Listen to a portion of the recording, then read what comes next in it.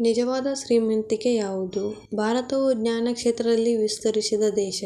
ಬೇರೆ ದೇಶಗಳು ಅಜ್ಞಾನದ ಕತ್ತಲೆಯಲ್ಲಿದ್ದಾಗ ಇಲ್ಲಿ ಜ್ಞಾನ ಸೂರ್ಯನು ಪ್ರಕಾಶಮಾನವಾಗಿ ಬೆಳಗುತ್ತಿದ್ದನು. ಜ್ಞಾನಗಂಗೆಯು ಮೈದುಂಬಿ ಹರಿಯುತ್ತಿತ್ತು. ರಾಜ ಮಹಾರಾಜರು, ಶ್ರೀಮಂತರು, ಬಡವರು, ಕಲಿತವರು, ಕಲಿಯದವರು ಎಲ್ಲರೂ ಆಧ್ಯಾತ್ಮಿಕ ಕ್ಷೇತ್ರದಲ್ಲಿ ಪ್ರವೇಶಿಸಿದರು.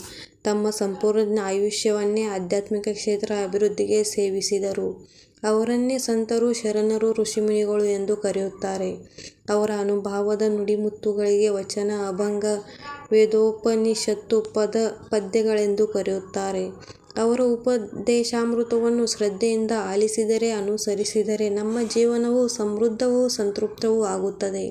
ನಮ್ಮ ಜೀವನವು ಒಂದು ಹೆಮ್ಮೆರವಾಗಿ ಬೆಳೆಯಬೇಕು. ನೆರೆಹೊರೆಯವರಿಗೆ, ಬಂಧು ಬಳಗದವರಿಗೆ ಒಳ್ಳೆಯ ಆಶ್ರಯವನ್ನು ನೀಡಬೇಕು. ಪ್ರಪಂಚದ ತಾಪದಿಂದ ಬಳಲಿ ಬಂದವರಿಗೆ ನೆಮ್ಮದಿ ನೆರಳನ್ನು ನೀಡಬೇಕು. ಅದು ಸಾರ್ಥಕ ಬದುಕು. ದೇವನು ಕರುಣಿಸಿದ ಈ ಬದುಕು ಅಮೂಲ್ಯವಾದದ್ದು.